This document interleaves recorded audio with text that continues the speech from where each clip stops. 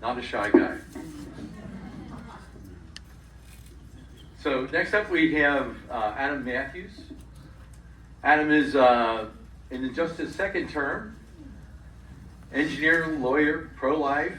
Got the kids running around getting signatures for Mark right now.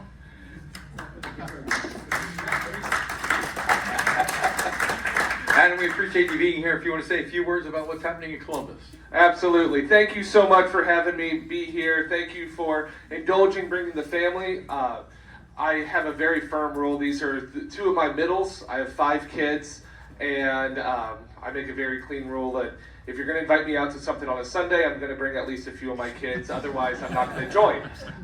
And so thank you as well for spending some of your time here. As he mentioned, my name's AdamMathews. I represent half of Warren County. My day job is I'm in-house counsel for Heartbeat International. And between working with AFP and working with that, I stand fully athwart the 2 constants in life of death and taxes. And I'm going to continue into that fight. I was just out at in Washington, D.C. as a friend of the court for oral argument with defunding Planned Parenthood for South Carolina. So we're working on that. And on the income tax side, it is correct that our spending is out of control.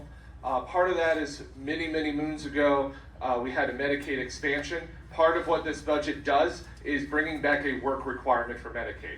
So that if people are out there, they are able-bodied, they need to be out there to work, so that they have purpose. We are made for work. People, my namesake in the Garden of Eden worked even before sin entered into the world.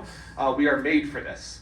And so the reason I'm up here talking about income tax is within the first month of me becoming a state representative, I was tasked to run House Bill 1, which was to move Ohio to a flat tax state.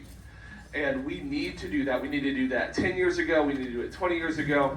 And the states that have had a flat tax or 0% are 8 of the 10 fastest growing states. And on the flip side, 9 of the 10 worst states in population growth, including population decline, are the ones with higher property taxes, progressive income taxes, and all of that. In Ohio, I'm an engineer by training, so I like little experiments. I like looking at data. Excel sheets are my love language. And you look at what has happened with different states. Ohio did not have an income tax when we started. It did not. We are actually on our second constitution. Around the turn of the century, we had our second constitution, which enabled the General Assembly to have an income tax. We survived with 60 years without an income tax. And when we were going without an income tax, we were rocking the world. The state of Ohio had the type of economic powerhouse, the economic impact that whole countries had. Back then, if you would have taken in the 50s, 60s, 70s, Ohio would have been in the top 15 countries just by itself if it were all by itself. Then, we had people that wanted to kill the golden goose and add in an income tax. Right then, we were booming. We were the reason that we had so many presidents and vice presidents, soon to be president, coming from Ohio is because the population center here, the economics were centered, and this is the center of gravity. We had 24 congressmen at our peak right there. And then we added an income tax in 1971, and in every single census since then, we've lost congressional representation. So we've lost, that is the easiest way to compare us to other states. And my friend Rodney is going to talk about property tax. We added, to try to pay off people to not be as mad about income taxes, we took some of your income taxes and then subsidized property taxes. And we all know that anything that you subsidize, you get more of. And so that's when property taxes started jacking up as well. We got to a peak of just under 10% of personal income tax and 9 tax brackets. I came in, was tasked to try to get us to that final 1 tax bracket. We had 4 tax brackets when I started. I wanted to chop off 3. We chopped off 2. That's pretty good.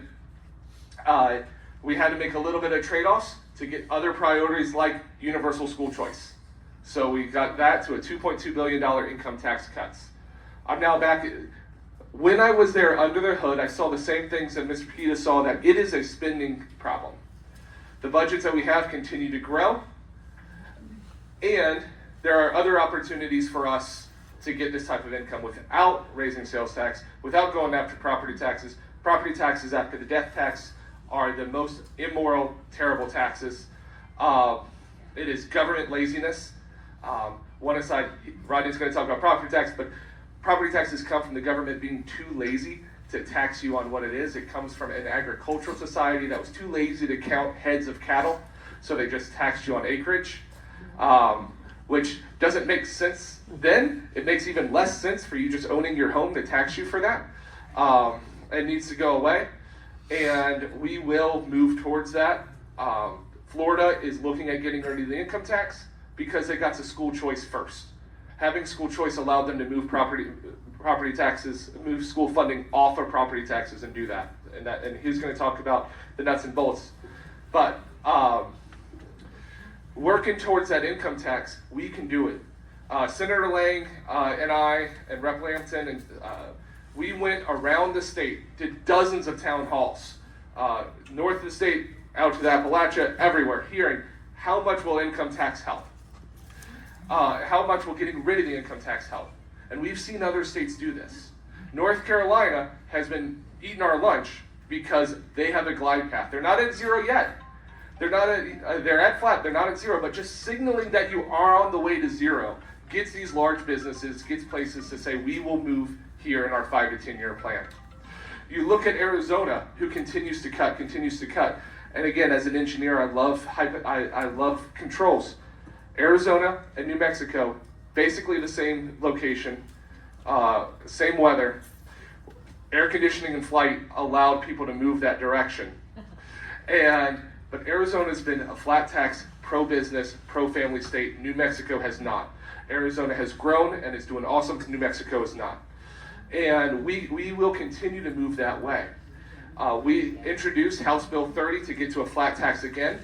Unfortunately, as you said, we were not able to get those in this budget. On this side, we're going to keep pushing it incredibly hard in the Senate to try to get it over there. That was my number one ask in the budget, and I'm going to continue to talk with Senator McCauley over there to get us an income tax. But no matter what happens after that, Senator Lang and I will continue a 6-year phase down to get rid of the income tax. And because having that 6-year phase down, all of us are supposed to be part-time legislators.